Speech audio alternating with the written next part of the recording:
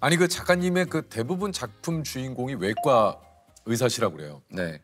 그 좀 이유가 있습니까?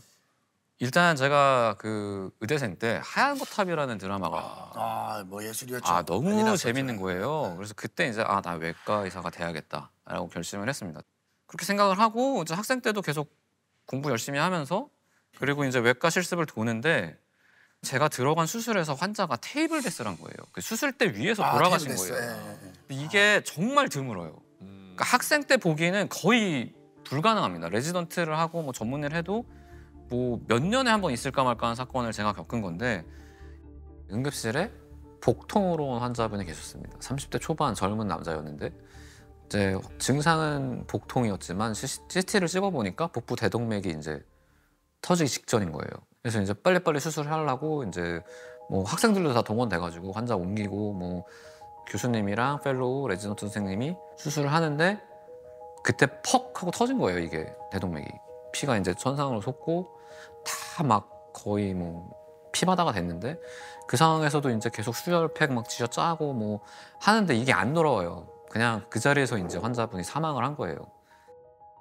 이제 교수님이나 뭐 레지던트 분이나 이런 선생님들은 환자 보호자나 이렇게 가서 설명도 드려야 되고 하니까 배가 열려 계신 채로 돌아가셨으니까 그걸 닫아드려야 되잖아요. 저랑 이제 둘이서 이거를 닫고 잠깐 밖에 나왔는데 제가 너무 정신이 없으니까 물건을 다 두고 나온 거예요. 그래서 밤에 이제 다시 그 수술방에 들어가서 물건 챙기러 갔는데 불 꺼진 수술방에 누가 있어요. 그 보니까 벽에 이렇게 그날 수술하신 교수님이 쭈그려 앉아가지고 그 벽에 계속 기대가지고 이렇게 계신 거예요. 불 꺼놓고. 그래서 그걸 보면서 야 평생 외과 의사로 이렇게 바이탈을 다뤘던 사람도 자기 손끝에서 환자가 사망하면 저렇게까지 충격을 받는데 이거는 약간 직업이라기보다는 그냥 업에 가까운 것 같다. 그래서 나는 바이탈을 못 다루겠다라는 생각이 들어서 이제 외과를 포기하고 마음 한 구석에는 약간 그런 아쉬움이 있어요. 그래서 아마도 그래서 백강혁 같은 주인공이 나오는 것 같고 제가 사실 인턴 때 그때 대형 재난이라는 걸 제가 겪었어요. 서해대교 버스 추락 사고도 그때 있었고 그리고 연평도 포격 사건도 그때 있어가지고 그때도 외상이라는 게 진짜 무섭다고 느꼈는데 이게 죽을 확률이 굉장히 높은 환자를 다루는 거기 때문에 알바든 수술해도 죽을 수 있잖아요. 근데 그런 경우에 이제 또 법적인 고소를 당하는 경우가 굉장히 많습니다. 또 뭐 검사를 다 못하고 들어가는 경우가 있는데 이 환자가 예를 들어서 심각한 감염 질환이 있으면 내가 거기에 노출이 될 가능성도 있고 또 헬기 당직 같은 경우에 헬기를 뜨는데 헬기가 뭐 추락한다든지 그럴 위험성도 있고 근데 이제 그런 거를 어찌됐건 평생 견디면서 가는 사람도 있는 거잖아요. 그분들 덕에 지금 이 사회가 굴러가는구나라는 걸 더 절실하게 느껴서 그런 사람들한테 좀 그런 부채감이 있는 것 같아요. 이제 이국종 교수님 책도 보고 또 이런 거는 소설에서라도 한번 해결을 해보면 너무 좋겠다라는 생각을 해서 쓰게 됐죠. 이게 이제 이 작품 속의 어떤 그 장면들에서 사실 이국종 교수님이 이게 사실 떠오른다는 얘기도 또 굉장히 좀 많이 하시잖아요. 실제로 이 작품에 어떤 이국종 교수님의 어떤 그런 모습이 좀 담긴 건 맞나요? 어떻습니까? 사실은 백강혁 캐릭터하고는 이국종 교수님을 최대한 분리하려고 노력하는 오히려 했습니다. 왜냐하면 백강혁이 정말 실력도 최고지만 약간 성질이 좀 더럽잖아요. 그러니까 헬기에서 뛰어내기 싫어하는데 그렇죠. 막 뛴다든지 이국종 교수님이 그러시진 않을 테니까 사실 이걸 분리하려고 노력을 했지만 어찌됐건 우리나라에서 외상외과라고 하면 사실 상징적인 분이시고 그렇죠. 안 떠오를 수가 없죠. 이국종 교수님 덕분에 우리나라의 외상외과, 외상센터가 출범했거든요. 그래요. 헬기로 환자를 직접 데려온 사람은 식대병원 이국종 교수. 헬기에서 간단한 수술을 하기도 하고 환자 이송 중에도 신속한 응급 처치가 가능해집니다. 그래서 이제 당연히 저도 영향을 받았고 그리고 이제 제 친구들도 좀 외상외과에서 이렇게 지원했던 분들도 있고 그런데 뭐 그런 친구들 얘기도 듣고 하면서 여러 가지를 좀 그래도 에피소드도 모으고 걔네들의 이제 고충 이런 것도 좀 담으려고 노력을 했습니다. 이런 드라마가 또 인기를 끌면 중증 외상에 대한 또 관심도 높아지지만 여기를 또 지원하는 선생님들이 또 계실 수도 있겠다. 그렇죠. 예. 사실 중증 외상이 모든 사람한테 공평하게 발생하지는 않습니다. 또 뭐 산업재 같은 경우에 공장이나 이런 데서 일하시는 분들한테 더 잘 발생하기 때문에 그러니까 사회적으로 조금 약자인 분들한테 더 잘 발생하고 제 생각에는 그렇기 때문에 관심이 올라갔다가도 다시 내려오는 것 같아요.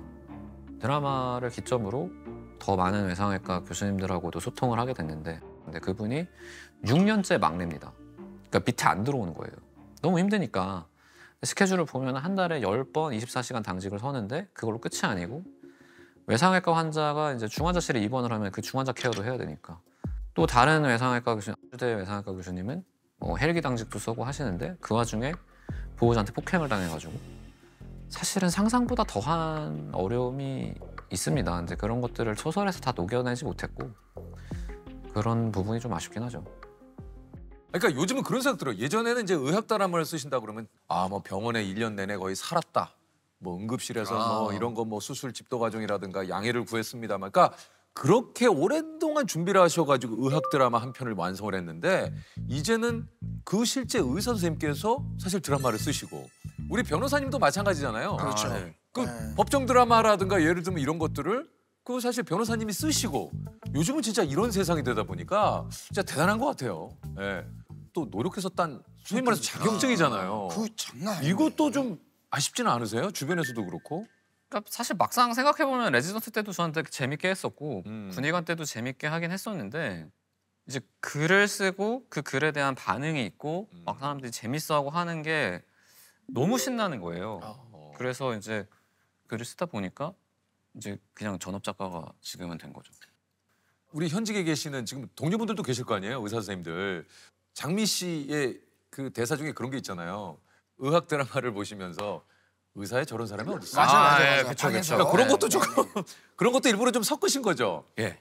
왜냐면은 못마땅합니다. 드라마를 보면. 어떤 게 좀 못마땅? 그러니까 실제 의사 입장에서 좀 못마땅한 게 뭐예요? 제일 기억에 남는 게 라이프라는 드라마에 이동욱 씨가 나와요. 예, 예. 너무 잘생긴 거예요. 그렇죠. 잘생겼죠. 좀 화가 나더라고요. 너무 잘생겼어. 아니 저렇게 생긴 의사가 세상에 어딨나? 아니 말이 되나? 당직 쏘다가 일어났는데 왜 이렇게 피부가 좋아? 나는 안 그랬는데. 약간 그런 느낌.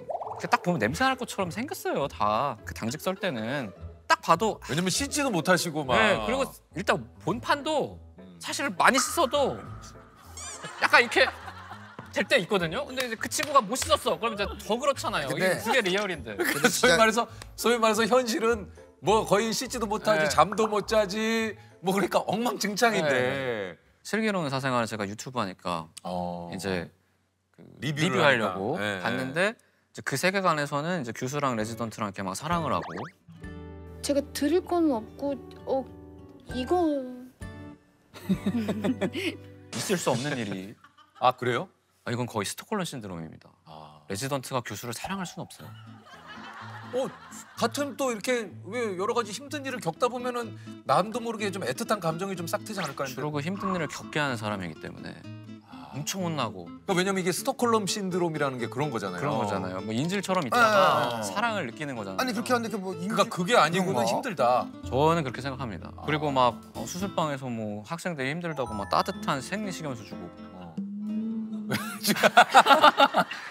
그렇게 따뜻한 곳이 아니에요 병원이. 그러니까 내가 보니까 그러니까 의사 선생님들은 의학 드라마를 잘 못 보시는구나. 네, 왜냐면 제가 이제 혼났던 것들이 막 주마등처럼 스쳐 지나가면서 이렇게 되니까. 사실 저희도 뭐 다 그런 건 아니지만 가끔 그럴 때 있어요. 방송 현장이 뭐 이렇게 그게 나오는 네, 경우에 감독님들은 늘상 대본을 이렇게 둘둘 말아서 네. 잠깐만. 근데 왜 그걸 그렇게? 그러니까 사실 이런 경우는 없고. 그러니까 뭔가 좀 이런 부분이. 뭔지 알겠어요. 근데 오히려 저 세계관은 저렇다라고 생각을 하면 되게 재밌더라고요.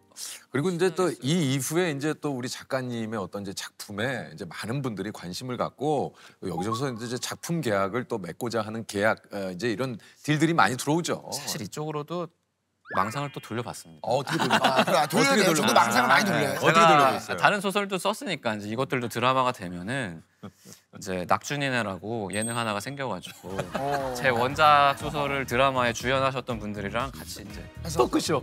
토크쇼도 하고 식당도 하고 뭐 이런 거. 낙준. 예. 수육 근데 낙준이네 하니까 낙지 전문점 같아. 약간 그런 것도 하고.